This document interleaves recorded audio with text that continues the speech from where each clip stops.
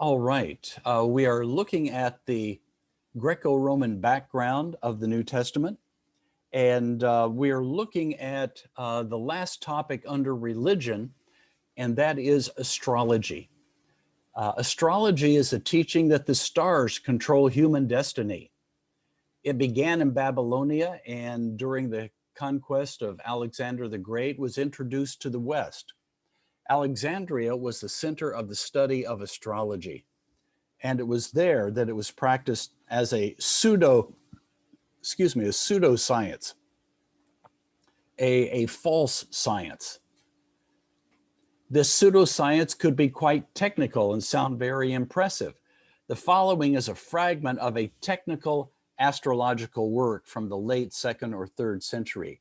So I'm not going to read the whole thing, but see how sophisticated this sounds, how scientific.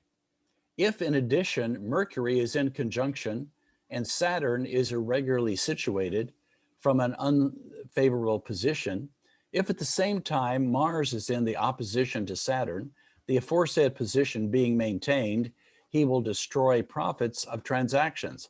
Saturn in triangular relation to Mars signifies bad fortune.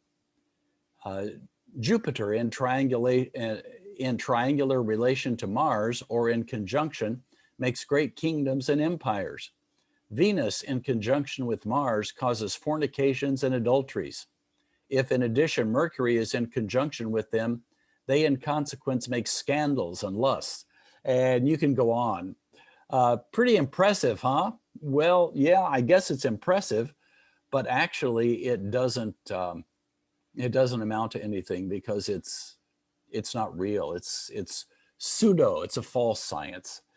There are people today who follow astrology, and Adolf Hitler was one person who based his battle plans on astrology. And I guess that's a good thing for the rest of us because he lost the war, probably because he, instead of thinking it through clearly, he used astrology. President Reagan in the United States, his wife, Nancy, planned her visitors to the White House through an astrologer telling her what she ought to do, who she should invite. And so it's still with us today. Some newspapers have an astrology section in it. Do your newspapers have astrology? A little section of astrology? Yes, No? it's talk about stars and everything related to stars. Is that right? That's Doctor? right. That's right. Yes. According to astrology, the stars control what happens on Earth, and what position the star is in determines, what happens. And so, the astrology sections in the paper are so general. They'll give your horoscope for today, and it's so general that it could apply to any day. And good things are going to happen today. Oh yeah, something really good happened today. Astrology must be right. Well, not really. Doesn't really work that way. Excuse me, doctor. Yes. Is it related to mostly related to Egyptian culture and Chinese culture when the people in the past they based on the stars to interpret some phenomenon happened in the real? Yeah, in the ancient Near East, astrology was really big, and the Magi who came to worship Jesus after he was born were astrologers. They were astrologers from the East, and God showed to them some of what he was doing in the world, and they came to worship the King of the Jews. Dickie and I were looking at some pictures that I took in Sepphoris in Israel. It's a town, a rather large town, about 4 miles from Nazareth. And in the synagogue, there was a zodiac. Do you know what I mean by zodiac? The 12 different features of the zodiac, all the different animals that are represented there, and they represent different parts of the calendar. And if you're born during a certain part of the calendar, then these stars control your life, that kind of thing. It's amazing that a Jewish synagogue would have a zodiac in it. And this was a mosaic in the floor. They also had pictures of people and animals, which Jews supposedly don't have. So yes, astrology was a very popular thing in the first century and before the first century as well. And I'm sure it continued on during much of the centuries afterwards. Do you have questions or comments here?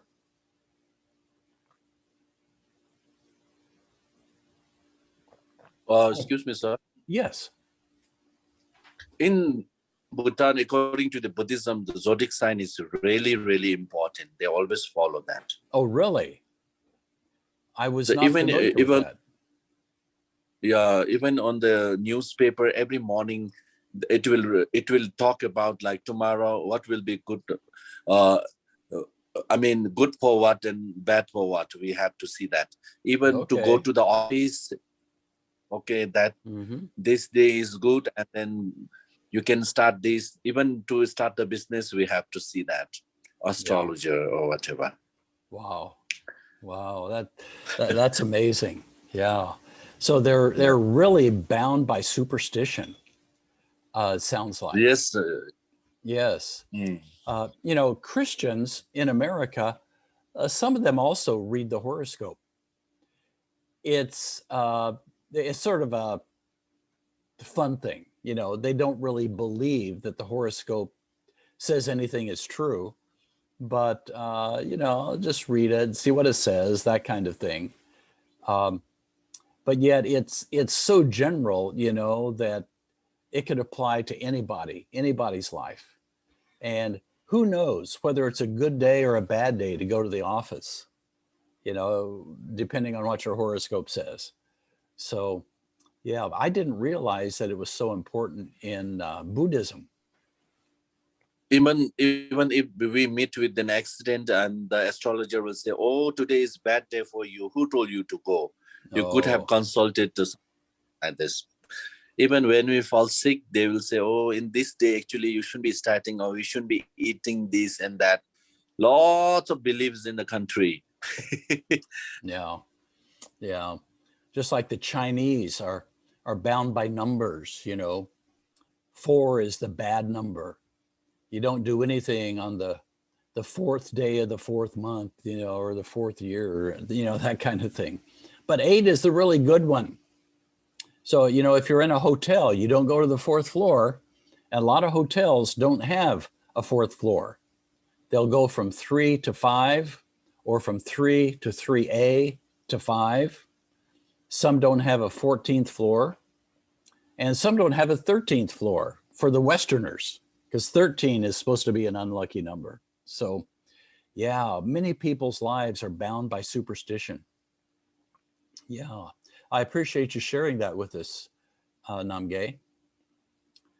Okay, let us go on to philosophy. And we're only going to deal with a couple philosophies.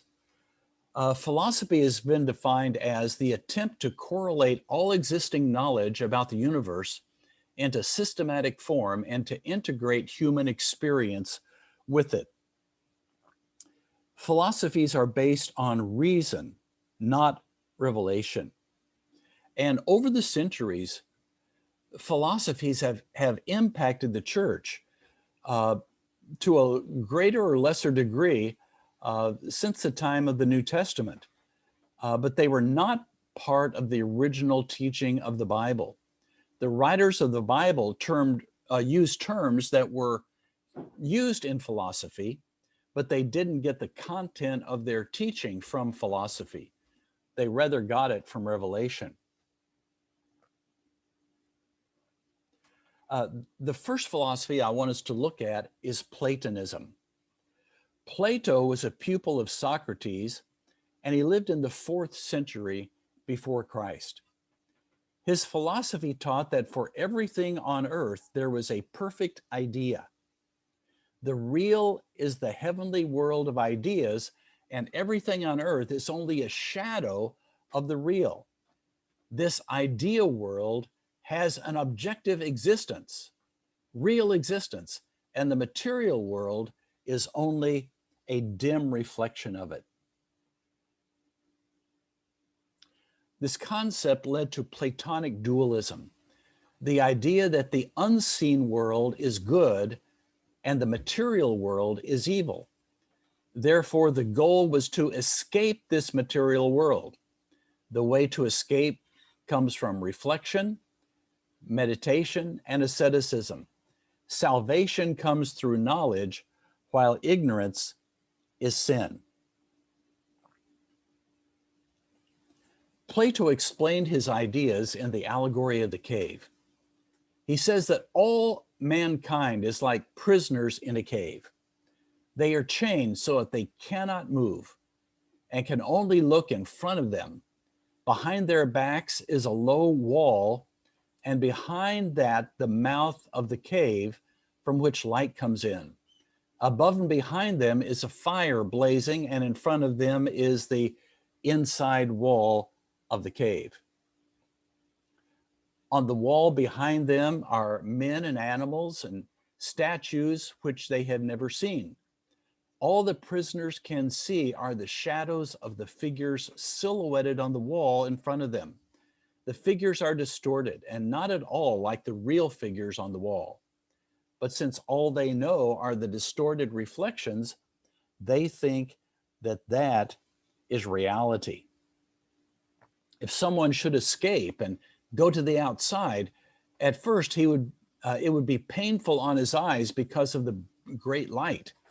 But if he persisted, he would be able to see all the real world, and he would never want to live again in the cave. But if he went down and tried to tell his former companions the nature of reality, they wouldn't believe him and perhaps would kill him. The meaning of the allegory is clear.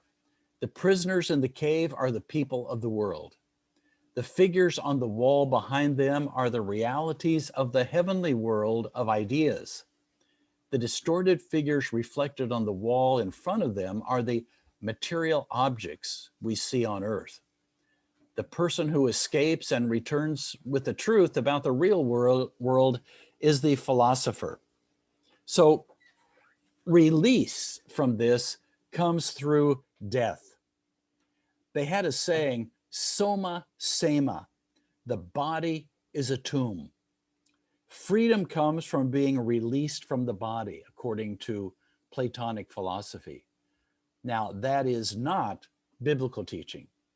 The Bible teaches that there will be resurrection. After we die, we go to be with the Lord, but we look forward to resurrection when our spirits are reunited with our bodies. So we will have a bodied existence throughout eternity. Now, to a person who believed in Platonic philosophy, that would be his worst nightmare, because they want to get rid of the body and live in the heavenly world of the spirits.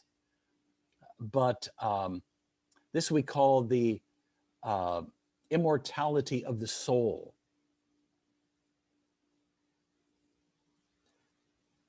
The book of Hebrews uses this kind of terminology.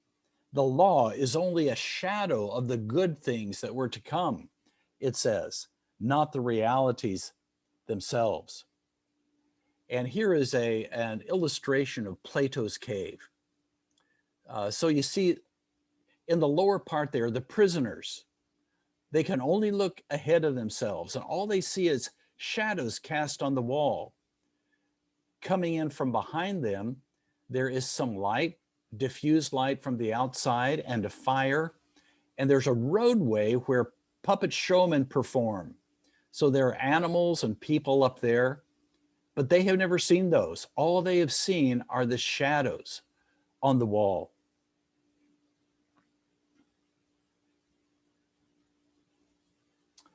I have a little video here. Let's see if we can see this.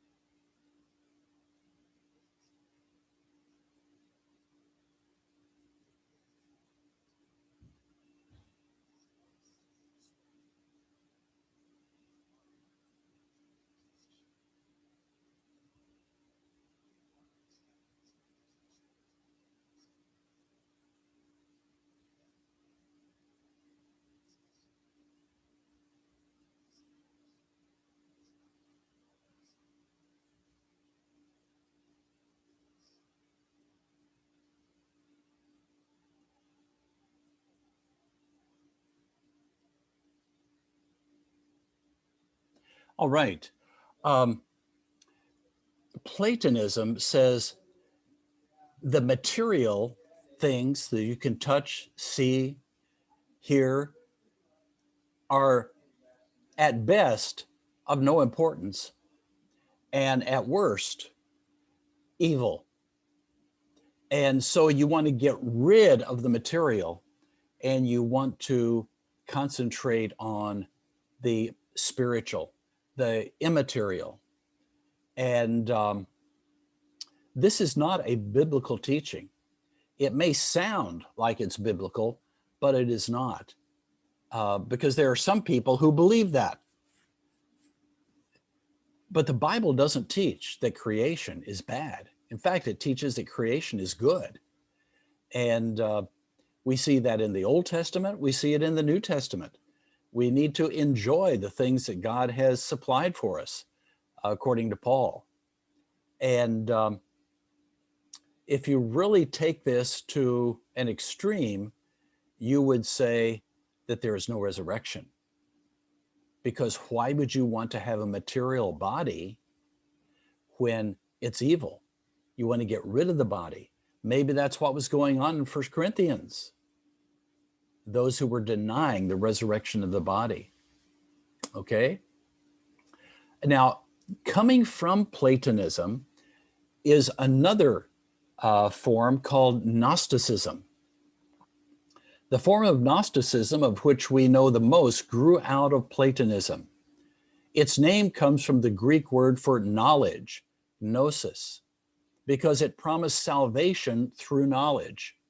Salvation comes to the elite who receive some esoteric knowledge not available to the rest of mankind. Gnosticism built upon the dualism of Plato, saying that the material was evil and the spiritual good. It posited a pure, totally spiritual, impersonal God. Between it and the earth was a whole network of emanations or eons, each a little inferior to the other, that is less spiritual and more material, until finally the last one created the material world. That, they said, was the God of the Old Testament. But salvation comes from renouncing the material world and seeking the invisible spiritual world. Gnostics deny the true humanity of Christ. For them, he was a very high eon, a purely spiritual being who came down to earth, but never was incarnated as a man. He either came upon the man Jesus after his birth and left him before his crucifixion, or he didn't have a real body. It was a phantom body, not real flesh and blood. And let me see if I can illustrate this.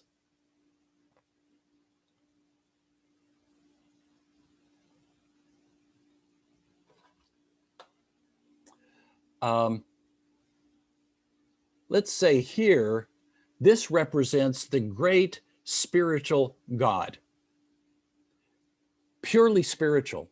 From him, there is a whole network of other beings. These beings are called eons, A-E-O-N-S. And with every step away from the original spiritual God, these become a little less spiritual. And if you go far enough, now there are thousands of these, if you go far enough, you find an eon who is so unspiritual that he is able to create a material universe. And that will say down here, that is the God of the Old Testament. According to the Gnostics, Jesus was sent from the pure spiritual God down to the material universe, to our earth, to rescue us from the God of the Old Testament. So Jesus's God, they say, was not the God of the Old Testament, Yahweh, but was this spiritual God. So when Jesus came, or when the Christ came down here, they look at it in one of two or three different ways. Either that there was this man, Jesus, and the Christ came upon him, ministered through him, and then before the crucifixion left him so that the human Jesus died. Or they say that Jesus did not really have a real body. It only appeared to be a real body. And we call that docetism. Jesus didn't have a real body, they say. It only appeared that way. So this is what the Gnostics believed. Marcion, the 2nd century heretic, believed this because he had been affected by the Gnostics. And so what they're saying here now is that the material, the things that you can touch and feel, hear and see, that is evil. The spiritual is good. So what does that mean about our bodies? Our bodies are evil. What we see around us are evil. And the God of the Old Testament is evil. So for them, the heroes of the Old Testament are the bad guys, and the bad guys of the Old Testament are their heroes. And so you don't want to do what the God of the Old Testament says, according to them. So the 10 Commandments, you don't want to obey those because that's from an evil God. You want to do the opposite. So the 10 Commandments says, do not murder. Well, then you should murder. Do not commit adultery. Then you should commit adultery. You know, the opposite of everything that it says there. So that was the position of the Gnostics, this total ethical reversal. Gnosticism, as you can see, is totally anti-Jewish. It totally rejects the Old Testament.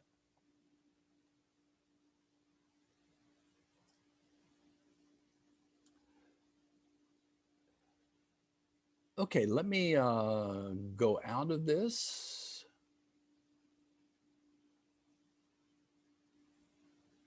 Let me see if I can erase this. Excuse me, doctor. Yes. So who created who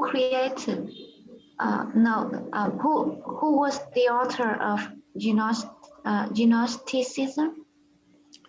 Gnosticism, there was not one person, but it was a development of Platonism. You could say indirectly Plato developed it, but it was a development of Platonism from, it was fully developed in the 2nd century after Christ, AD. Okay? Yes, and did it impact the church? Yes, it did. Yes, it did. It impacted the church in a rather major way. Because if you look at the church in the interim between the New Testament and the Reformation, you can see that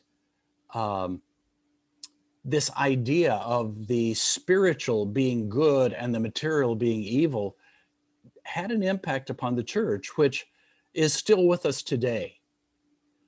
The idea that the body is bad, the body is bad, which it is not, and the Bible never teaches that. But yet there are people today, Christians today, who believe that.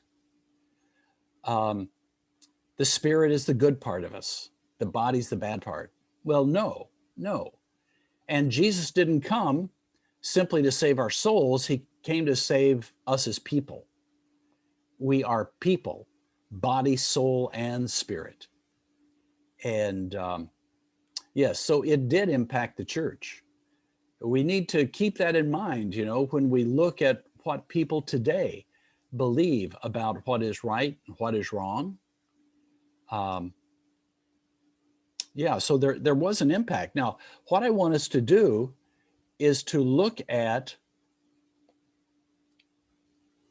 well, I put a blank page there so I could draw on it. I used the screen share, the whiteboard instead. In the New Testament itself, there's a kind of proto-Gnosticism, an early form of Gnosticism, reflected in the books of Colossians, 1 Corinthians, 1 Timothy, 1 John, among others. An interesting thing about Gnosticism is that it can result in two opposite ethical standards: asceticism and licentiousness. So here we have an illustration of the idea that the mind is superior to the body, or the spiritual is superior to the material. How is that going to impact you in terms of what you do, your ethics? Well, on the one hand, it can yield a libertine ethic.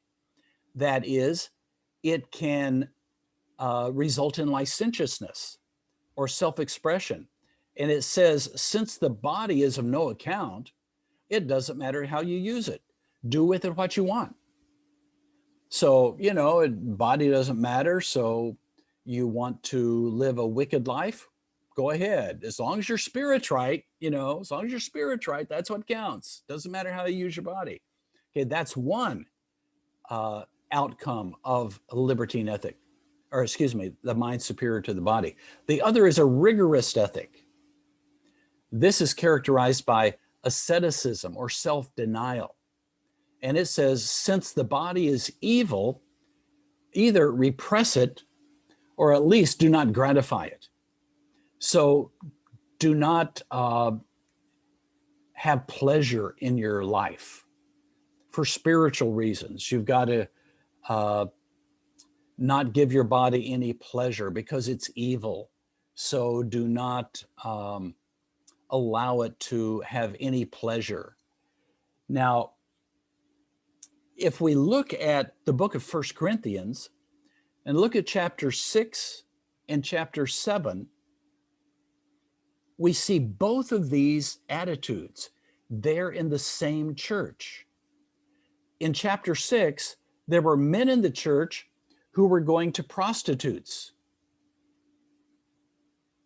In chapter 7, there were people in the church saying that there should be no sexual activity, even in marriage.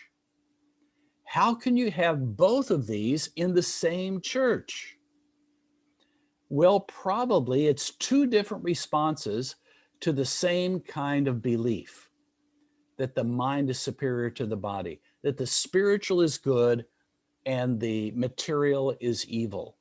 So some of them adopted a libertine ethic, some adopted a rigorist ethic. The libertine ethic in chapter 6, the rigorist ethic in chapter 7, 1 Corinthians. Do you have questions here? Comments?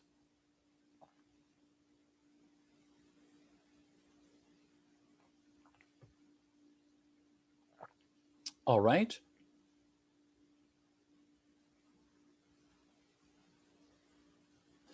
Excuse me, doctor. Yes, Moon. Did it just happen in the cities out of the Jews, like Ephesians, like Corinthians? It didn't happen in Jerusalem and Judea. Yeah, like, I don't know of evidence that the Palestinian Jews bought into this, because they were really committed to the Old Testament. And in the first century, I don't think that they were as much impacted by this, although they may have been somewhat.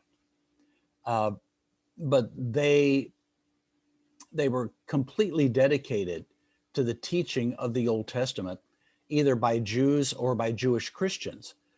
But in the Greco-Roman world, they would have been very much impacted by this. Yeah. Okay, that is the last of the philosophies that we're going to deal with, but I want to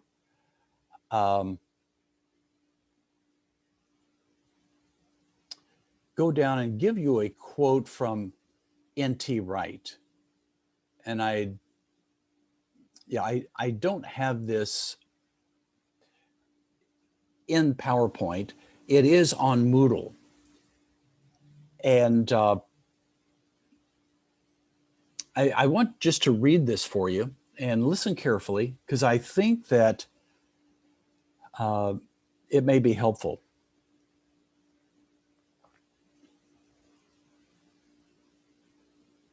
I'll give that in just a minute. What was the response of the Gentile world to Christians?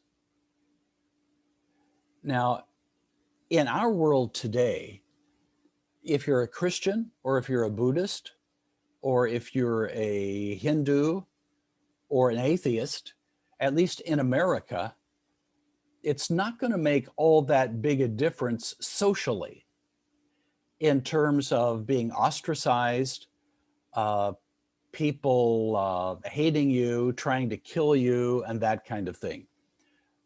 In America, it's quite secular, and your religion is your own private business. And you know what you do on Sunday, the Christians go to church, the atheists mow their lawn or watch football, and but they get along. It wasn't that way in the first century, because religion was totally integrated into the society. So you at the political functions, there was a religious part. They sacrificed to the gods. They believed that everything had its god, the rivers, the trees, the mountains, and you had to appease the gods, make them pleased with your life so that they wouldn't have something bad happen to you. And if something bad did happen to you, then it showed that the gods were not pleased. Now, if something bad happens, who are you going to blame? Well, you're going to blame the people who don't sacrifice to the gods, which in this case would be Christians. And so it took a lot of courage for a Christian not to sacrifice to the gods, not to be involved in the worship in the temple. And there was a lot of persecution that was not from the government, but was from the people of the secular society. There were also rumors going about that Christians were cannibals, that they drank people's blood and ate people's flesh. Of course, that's a distortion of the Lord's Supper. That they had orgies, you know, sexual things going on. That they did all kinds of antisocial things in secret. They were called haters of humanity. And of course, none of these things were true, but people thought it was true, and so it led to persecution.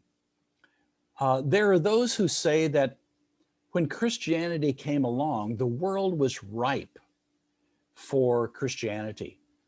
At the right time, God sent his son, you know, when the time had fully come.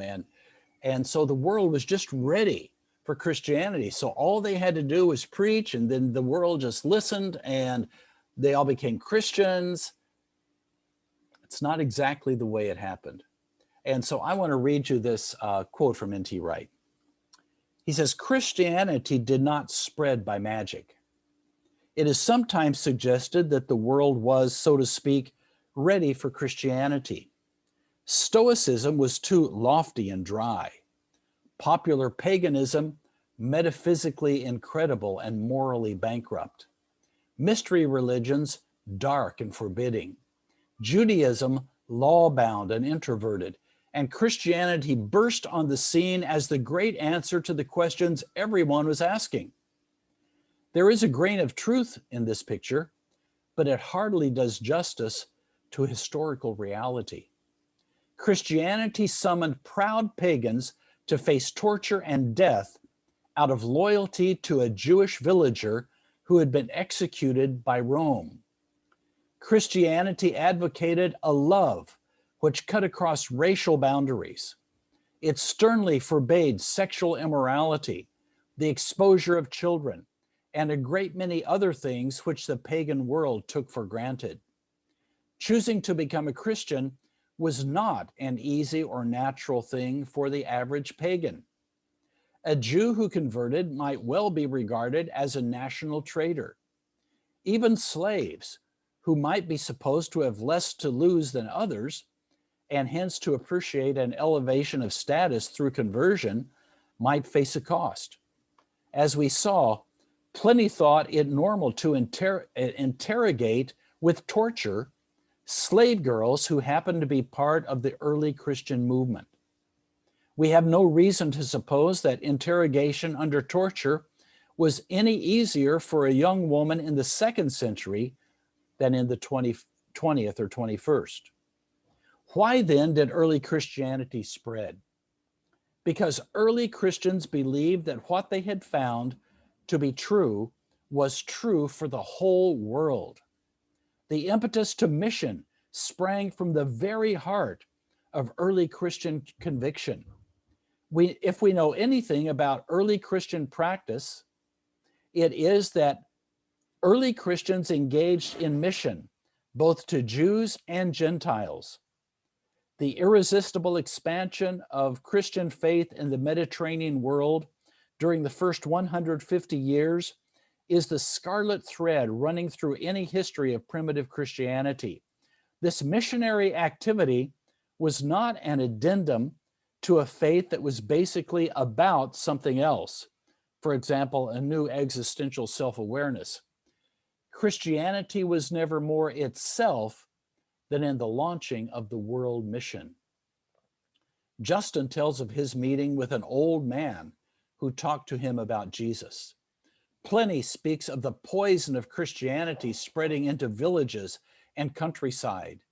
Ignatius finds churches wherever he goes throughout Asia Minor. Tacitus, in the tone of voice of one who has come across a dead rat in his water tank, comments that all the worst features of world culture find their way to Rome sooner or later. And if we look for a moment at the canonical writings, we find them full of mission. Matthew's Jesus instructs the disciples to make disciples and baptize in all the world. Luke's Jesus commissions his followers to go to Jerusalem, Judea, Samaria, and the ends of the earth. And John's Jesus says, as the Father sent me, so I send you. And the story of Acts is the story, or rather a story, of early Christian mission. And whatever we may think of the portrait of Paul in Acts, the letters confirm that not only he, but a good many other Christians, in some cases holding significantly different views, believed it their business to travel around the known world, telling people that there was another king, this Jesus. World practice, world mission, is thus the first and foremost obvious feature of early Christian practice. Mission. The Christians believed that what they had found was the truth. And it was the truth not just for the Jewish world, it was for the whole world. And they took the message of the Jewish God to the pagan world, and they saw the world transformed. All right, do you have questions or comments here?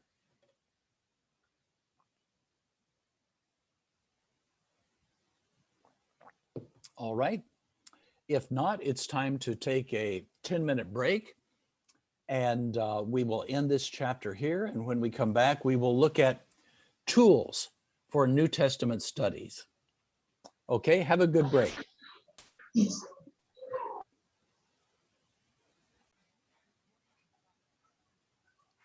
All right, we are looking at tools for for the study of the New Testament, and we will look at first of all Greek texts, and we have just mentioned those. The two most popular ones are the Greek New Testament put out by the United Bible Societies, the UBS Greek New Testament, and the Nestle Allen Greek New Testament, 5th and 28th edition there. And these are the most commonly used. The Greek New Testament by UBS being more for pastors, missionaries, translators, students. It's more user-friendly than the Nestle Allen Greek New Testament, which is more for scholars. There are also another couple, the Greek New Testament produced at Tyndale House, Cambridge, 2017. So it's a new Greek New Testament. And then the SBL Greek New Testament that came out in 2010. An assortment of good translations.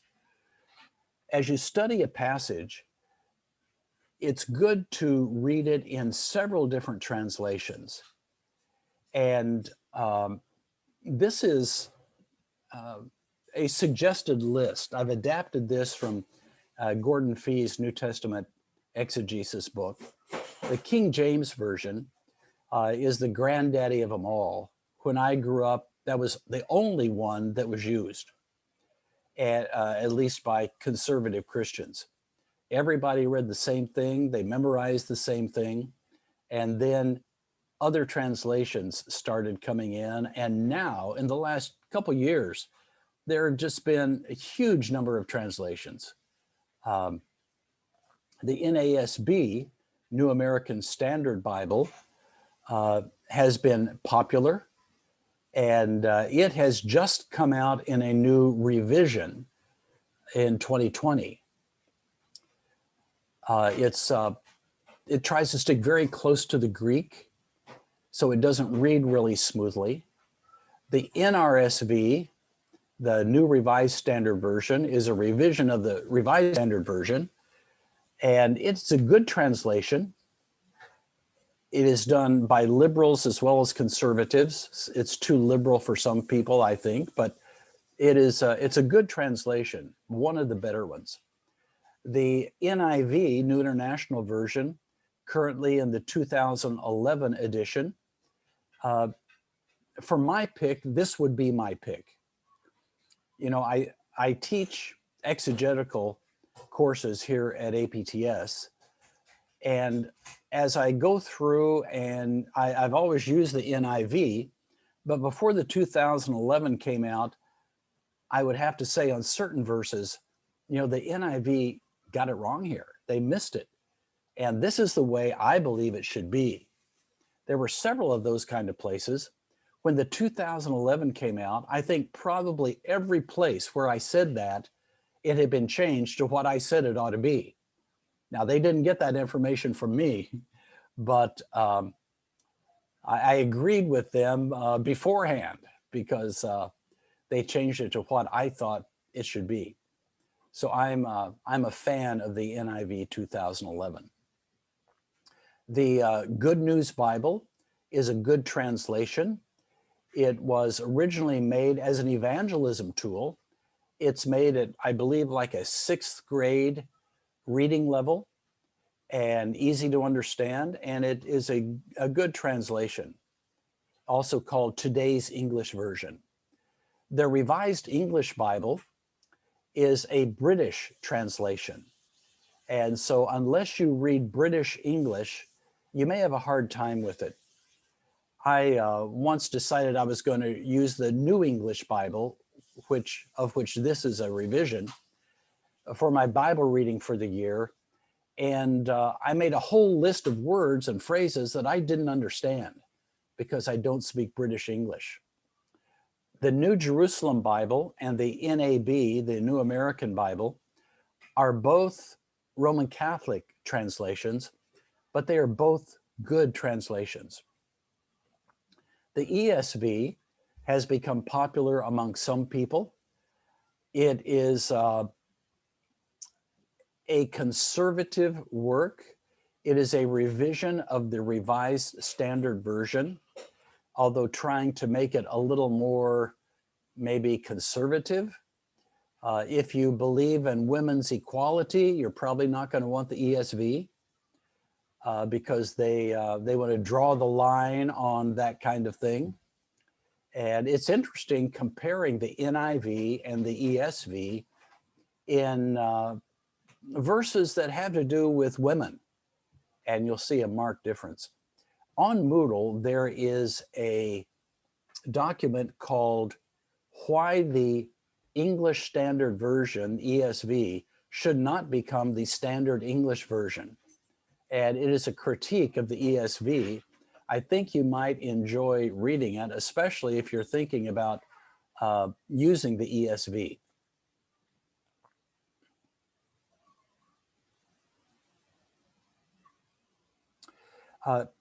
Here we have an illustration of the types of Bible translations.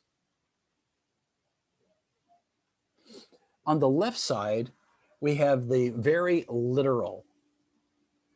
On the right side, we have the very loose.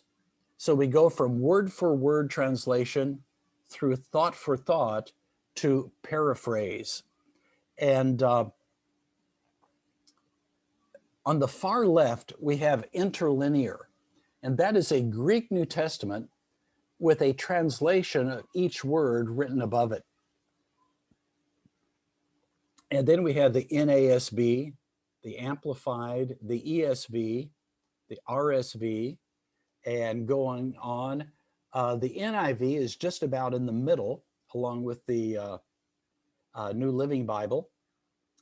And then as we go across, on the far right is the Message. You've probably heard of the Message, which is a paraphrase, trying to get the thought across, but not sticking closely at all to the original Greek, and wanting to go even less than thought for thought, putting it into perhaps completely different wording. Which is best? Word for word, thought for thought, paraphrase. Those of you who know more than one language, which is all of you, except for me, I don't know any other language fluently, at least contemporary language, you know that you can't translate word for word and have it mean anything. You have to translate thought for thought. Every language has idioms, words that if you take them by themselves and put them together have no meaning. They don't make any sense, but it's an idiom and we know what that means. And we need to take that into consideration when we translate scripture. So I would say we need to be in the middle. Translating word for word will not really translate very well. It's thought for thought that is important. And so the NIV is right there in the middle, and I think it's a good translation. Do you have any questions or comments here? Of course, this is English, and you will be using other languages, of course, as well.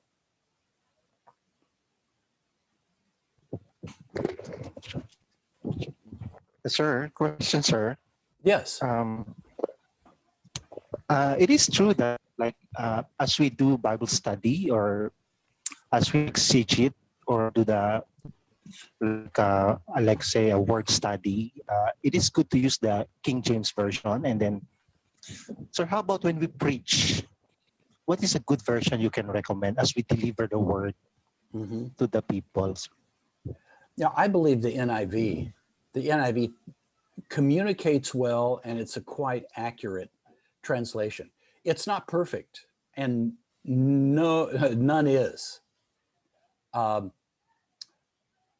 All of these, I would say, at least from the thought to thought on over to the left, are good translations. I mean, they don't teach heresy, but you want the best. And so I believe that a good translation for use in the worship of the church would be the NIV. The NASB is very literal and it doesn't flow very well. The ESV has its own idiosyncrasies. And so I personally would recommend the NIV.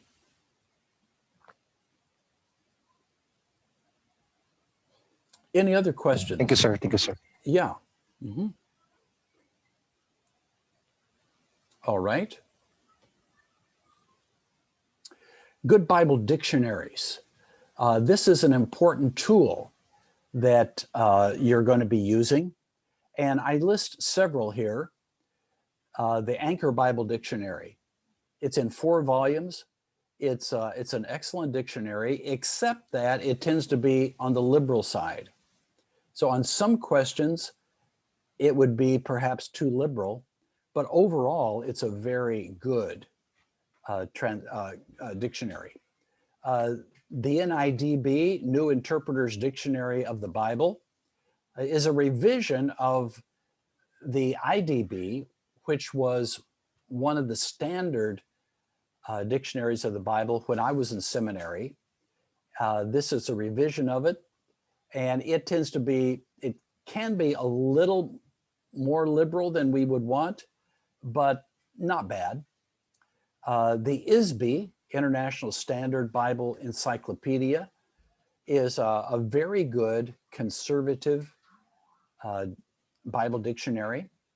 The NBD, New Bible Dictionary, is a 1-volume, and it's also a good Bible dictionary. Baker Encyclopedia of the Bible in 4 volumes is good. The Lexham Bible Dictionary, it's free on Logos Bible software. And the Zondervan Encyclopedia of the Bible, revised edition, it is 5 volumes. Any of those would be good Bible dictionaries to use. There are also some specialized Bible dictionaries. The Dictionary of New Testament Background by Evans and Porter, Dictionary of Jesus and the Gospels, Dictionary of Paul and his letters, Dictionary of the Later New Testament and its developments. These are all part of a series, and it's done by top scholars. And it's a very good series to have or to consult. There's also the Dictionary of Bible Imagery, which is good. Concordances. Bible software has largely eliminated the need for concordances. On the King James, there are 3 major ones that have been used over the years: Strong's, Young's, and Cruden's. Probably most of you are familiar with Strong's. They have a Bible numbering or word numbering system that they use, and other encyclopedias, other works use it. You know, they say there's Strong's for the strong, Young's for the young, and Cruden's for the crude. It's probably not really a fair way to say it. But with Bible software, well, concordances tell you how a word is used in Scripture. So you can look up a word and it will give you every reading of that word. But with Bible software, you can get it in just an instance. You can look up phrases. You can look up 2 words that appear in the same verse. You can look up all kinds of things. And so Bible software has largely eliminated the need for concordances. Good exegetical commentaries. And the key word here is exegetical. Not commentaries that are simply for sermons, that kind of thing, homiletical commentaries, but exegetical. And here I've listed some, excuse me, some series.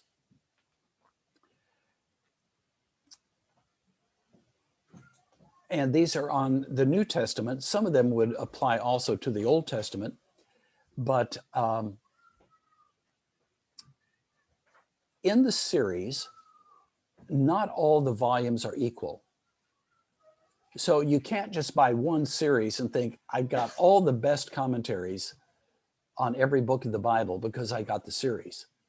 But in, you know, for example, in the Anchor Bible, Yale Bible, the one on Mark may be very strong, but the one on Luke may be very weak. The one on Luke, you may want to get the Baker exegetical commentary. So you need to pick and choose which commentaries you get rather than simply relying upon a series.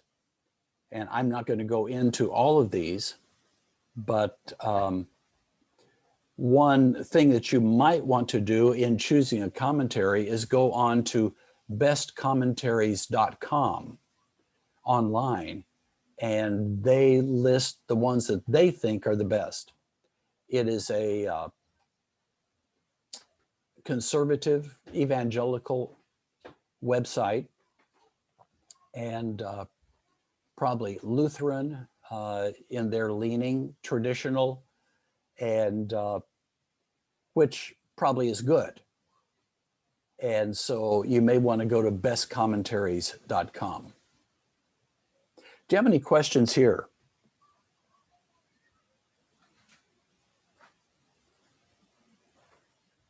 All right. Commentaries are going to be a key tool for you. And specialized commentaries. Craig Keener has the IVP Bible Background Commentary, New Testament. Bruce Metzger, a textual commentary on the Greek New Testament. And those also come in handy. Computer Bible programs, Logos. And this is what I use and I highly recommend. You can download the basic program for free. And with that, you will get some documents, some Bible translations, and every month they give out a free book. Sometimes those books are really, really good books. Sometimes they're just okay. But they'll also offer others inexpensively. Right now, they're offering some legacy sets, I guess you would call it, where, you know, you get like $500 worth of books for $10. You know, it's just pretty amazing. Bible Works has been very popular, but it has been discontinued. So it's no longer updated. The Accordance would be, besides Logos, Accordance would be the other one that many people like to use. It's more for strict exegesis, whereas Logos is more for, well, it's for exegesis and does amazing things there, but also for pastors and other Christian workers. eSword is a free software. Most of the things that you can get for free are older works. They are what we call public domain. They're no longer copyrighted. So if you want to get the latest works, I think you may be able to get them through eSword, but you're going to pay. And so those are some of the things that are available in terms of computer Bible programs. Any questions here? Questions or comments?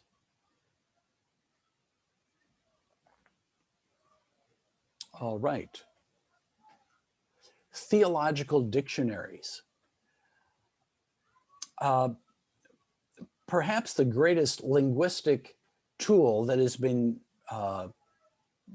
put together over the last couple centuries is the Theological Dictionary of the New Testament, edited by Kittel and Friedrich, or just called Kittel. And when I was in seminary, you know, my birthday would come along. What do you want? Hey, I want a volume of Kittel. It's 10 volumes. And so I would get Kittel for my birthday, for Christmas, until I got the whole set. It's dated now somewhat. It started out in the 1930s, finished up probably in the 70s or 80s. And, but it's still very valuable. It's been condensed into one volume, and it's called Little Kittel. And so they've tried to condense it all down to that. We have the New International Dictionary of New Testament Theology and Exegesis. It's a revision of the New International Dictionary of New Testament Theology.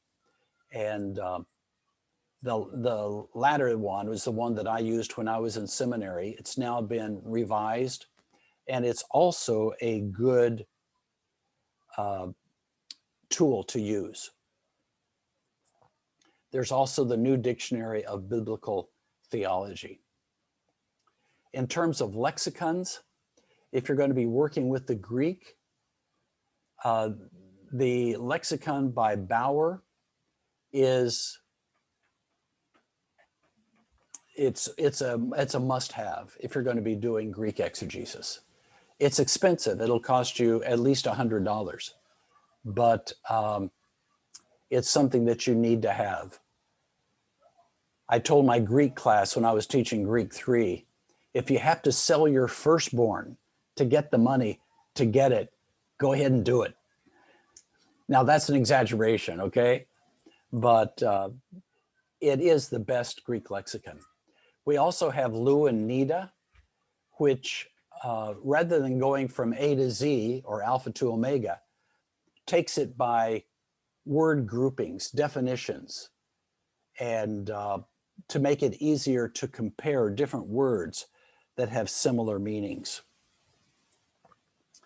In terms of New Testament introductions, we have Achtemeyer, Green, and Thompson introducing the New Testament, its literature and theology, a handy tool. David De Silva, an introduction to the New Testament, context, methods, and ministry formation. This is an excellent New Testament introduction. However, it's huge. It's probably 700 pages or so. And I would probably use it, but I don't know if it's realistic for my students, to read the whole thing. Bart Ehrman, The New Testament, a historical introduction to the early Christian writings. Ehrman is an agnostic. He's not an evangelical Christian. That will come through in his writings, although I'm sure he writes some things that are valuable. Donald Guthrie, New Testament Introduction. This is older now, from 1970, but it's still a good work. And also Everett Harrison, Introduction to the New Testament. He was my prof in seminary. Again, older work, but a very good work. Luke Timothy Johnson, The Writings of the New Testament and Interpretation, revised edition from 1999. Kummel, Introduction to the New Testament. He is a fairly liberal scholar, but also valuable. Ralph Martin, New Testament Foundations, a guide for Christian students. This has just come out in a revised version. I don't have the information on that, but I've been told that that's the case. Martin was my prof in seminary as well. And it's 2 volumes, New Testament introduction there. And then the last one here, Wright and Bird, The New Testament in Its World, an introduction to the history, literature, and theology of the first Christians. This is a huge volume, a huge work. I would recommend that you get it. It gives a good introduction to the background of the New Testament, as well as the New Testament itself. So it has a few hundred pages on background. It's also a good introduction to Wright's theology. Wright, N.T. Wright, is now the most influential New Testament scholar in the world. And this is a good introduction to his theology. Michael Bird also is an excellent scholar, and they work together on this. And they also then go book by book through the New Testament. And it's 900 and, hold on just a minute.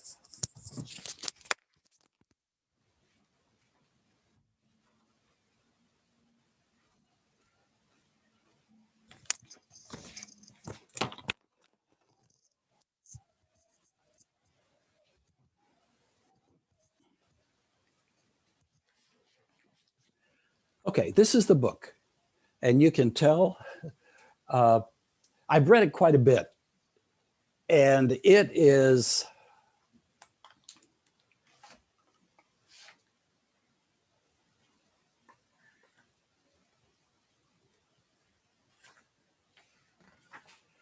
it's 987 pages. So if you are bored and you need something to read and you don't want to read something just really light, here you go. This is your answer right here.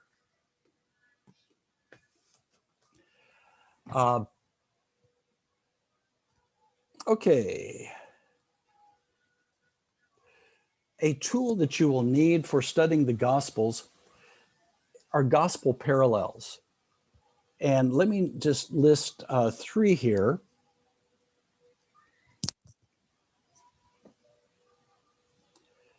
First of all, Kurt Aland, Synopsis of the Four Gospels, Greek English edition. And of the 3 here, this is the one that I would recommend. It has the Greek and it has the English on facing pages. It contains all 4 Gospels, which I believe is also important. It's pretty expensive, but if you can get a copy, I would certainly recommend it.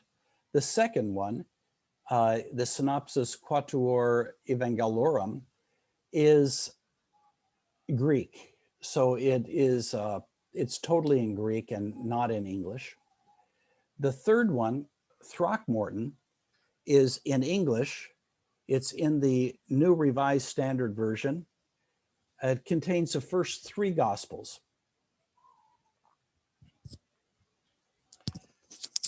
I'm having a hard time keeping these in my ears for some reason, all of a sudden. So see if we can get it to stay. Throckmorton does not include John. Of the 3, I would recommend the first one, the Synopsis of the Four Gospels in Greek and English. All right, do you have any question on tools? Tools for study.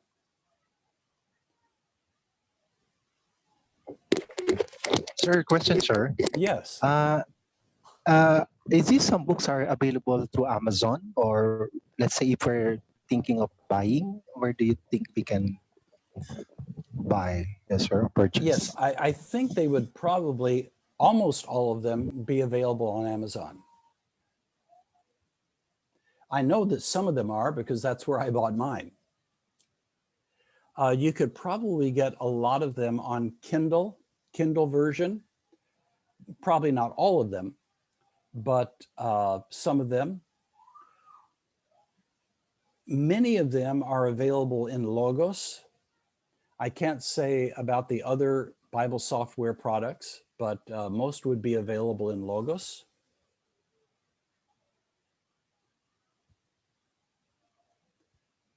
Any other questions?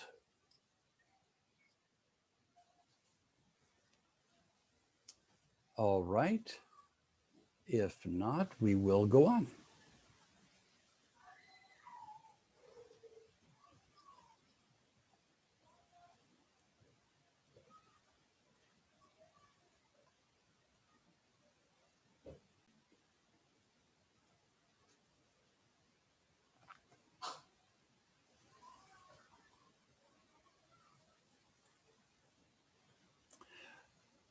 Okay, do you have textual criticism of the New Testament? Screen share?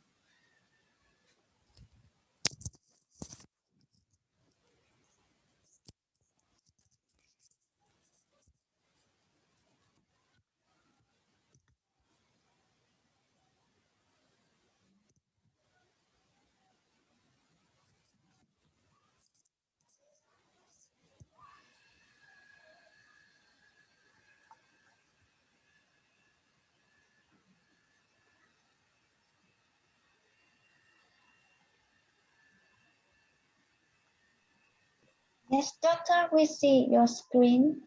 Do you? Okay, I have lost my picture of you, so I don't know what is going on there.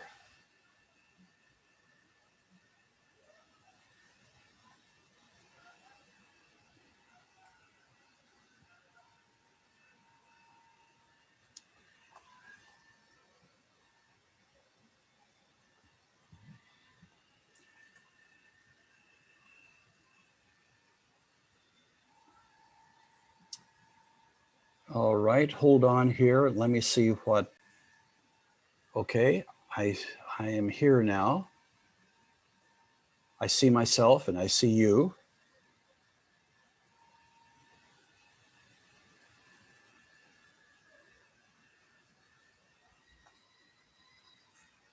Oh, excuse me, doctor. Yes, So I'm concerning about brother Zombie. Is he okay?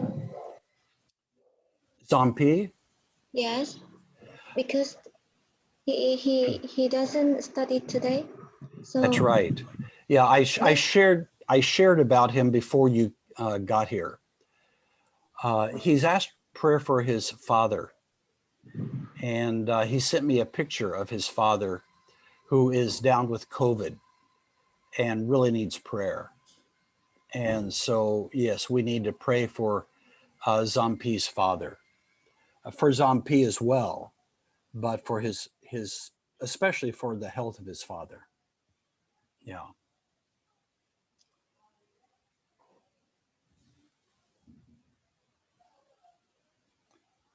Okay, let me see what we can do here.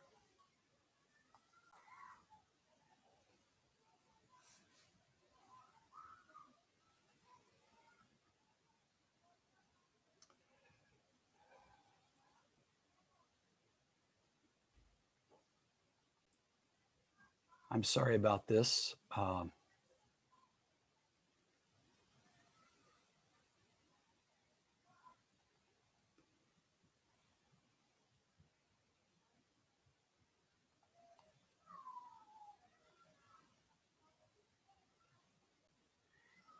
Okay, I clicked on to optimize it for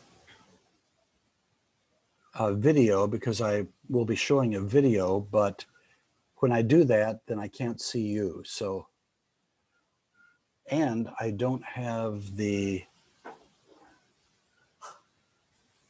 screen here.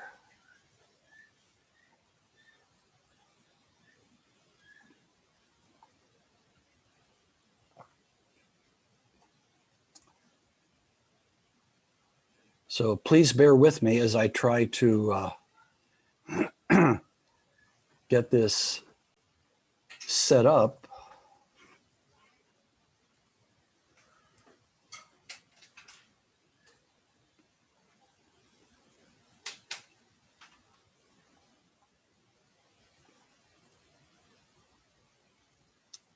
Okay. Okay, well, it's time to stop. And maybe by next time we'll figure out what is happening. Really, it's really strange. So we'll have to figure that out. Okay, we will take up textual criticism next time.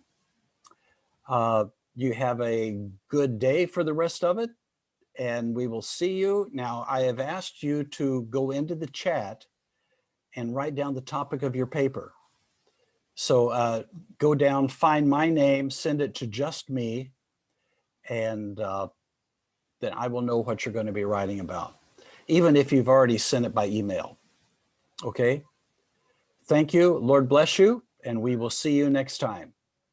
Take care. Thank you so thank you, much, sir. doctor. Thank you. Goodbye, doctor. Bye-bye.